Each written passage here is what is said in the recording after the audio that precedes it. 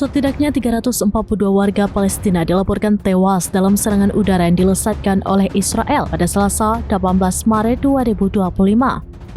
Diketahui serangan tersebut dilancarkan oleh pasukan Zionis seusai gencatan senjata di Gaza berakhir. Dikutip dari Al Jazeera, sedikitnya 77 orang tewas di Khan Yunis, Gaza Selatan. Kemudian 20 orang lainnya terbunuh di kota Gaza Utara. Dilaporkan serangan Israel itu juga menghantam lokasi di pusat Deir al-Balah dan Rafah. Kementerian Kesehatan Gaza menyatakan sebagian besar korban tewas adalah anak-anak. Seiring dengan serangan ini, Hamas menilai Israel telah membatalkan kesepakatan gencatan senjata secara sepihak. Serangan mematikan tersebut dilakukan pasukan Zionis sesuai dengan perintah yang disampaikan oleh Perdana Menteri Benjamin Netanyahu. Diketahui, Netanyahu memerintahkan IDF untuk memberikan tindakan tegas pada Hamas.